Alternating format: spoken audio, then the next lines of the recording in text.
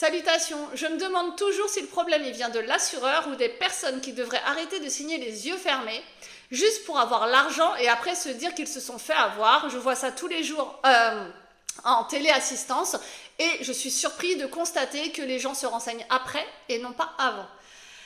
Alors, là pour le coup, on pourra en débattre longtemps, je pense, même les clients qui suivent ce compte, c'est de se dire est-ce que c'est la faute de l'un ou de l'autre.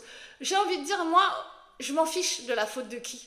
Que ce soit le client qui veut absolument du moins cher, du moins cher, du moins cher, que ce soit le professionnel qui se dit, bah, de toute façon, moi on me dit, il faut qu'il ait l'assurance de la banque, je lui fais l'assurance de la banque.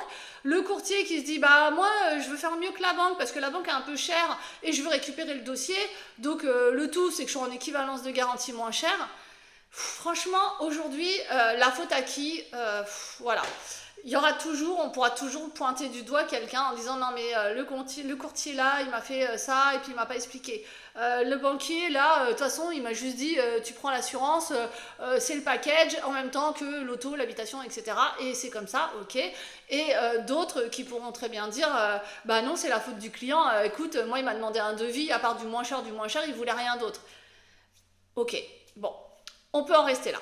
Ou alors, on peut se dire, ok, quelle que soit la faute de la personne, que ce soit le conseiller qui est mal formé, que ce soit le courtier qu'on n'a rien à faire du dossier, et il y en a certains, hein. Moi je viens de me friter un petit peu sur LinkedIn, ouais, il y en a, ils ne méritent pas. Vraiment, ils ne méritent pas, en fait. J'ai essayé d'argumenter en disant, mais tu peux pas dire ça, c'est pas possible.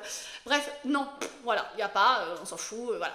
Donc, franchement, le but du jeu aujourd'hui, c'est de se dire à tous ceux qui suivent ce compte, tous ceux qui vont tomber sur la vidéo, c'est de se dire, je veux faire un crédit immobilier ou j'ai un crédit immobilier en cours. Il y a des assurances à mettre dessus et ces assurances, c'est soit elles vont être en fonction de ma profession. On va m'avoir demandé si je suis fumeur. On va m'avoir demandé si effectivement j'ai des soucis médicaux ou pas. On va m'avoir aiguillé qu'en cas de soucis médicaux, eh bien, il y a des compagnies vers qui il ne faut pas aller. C'est simple. Voilà. On va aussi regarder les garanties en cas d'invalidité. Bien sûr, je suis client, bien sûr, je veux juste ma maison. Elle est magnifique, je l'ai vue, je suis rentrée dedans, c'était génial.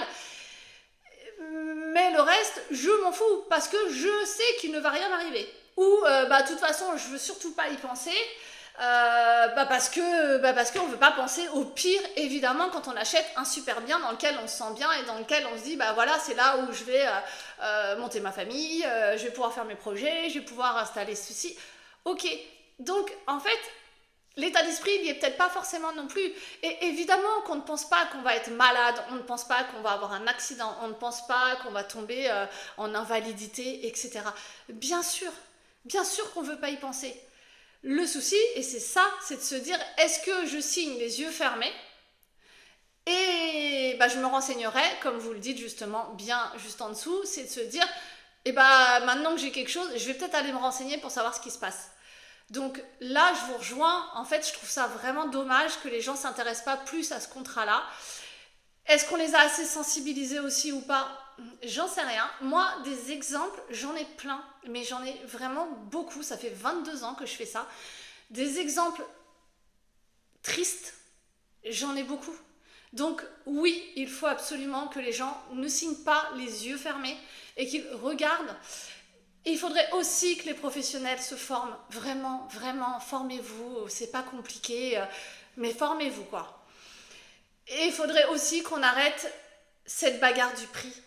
Parce que moins cher, on peut trouver, d'accord ? Quel que soit le contrat, quelle que soit la situation, quel que soit ce qu'on emprunte, etc.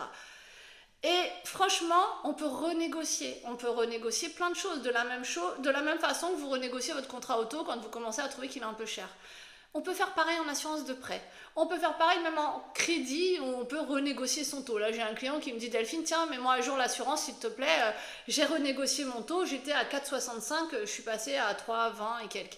Ok, je remets à jour l'assurance, donc il n'y a pas de souci. Mais vraiment, je ne sais pas comment vous le dire. J'aimerais vraiment qu'il vous arrive à rien, mais en même temps, vous dire si il se passe quelque chose, je t'assure que tu seras content d'avoir payé, peut-être tu étais à la banque à 50, et peut-être que chez moi tu seras qu'à 40. Et oui, je te ferai pas un dossier à 12 € comme certains de mes confrères, mais par contre, en cas d'arrêt maladie ou d'invalidité, déjà tu vas comprendre ce que tu as comme contrat. On va t'expliquer les formules. S'il faut, j'image beaucoup ce que je dis en fait, dans les prestations, etc. J'ai beaucoup d'exemples. Et dans ces cas-là, je peux vous assurer que en cas d'arrêt maladie ou d'invalidité, eh bien, vous n'aurez pas de soucis, vous ne serez pas obligé de vendre le bien, il n'y aura pas de drame familial de dingue comme on le voit malheureusement, il n'y aura pas de résiliation pour fausse déclaration parce que j'ai une pathologie et que on m'a dit de mentir parce que c'est beaucoup plus simple. Vraiment, on arrive à faire des choses de fou aujourd'hui en assurance. Je sais que mes vidéos sont longues, j'en suis désolée, je ne sais même pas si vous êtes arrivés au bout. Mais ouais, la faute, honnêtement, aujourd'hui, on s'en fiche en fait de savoir c'est la faute de qui.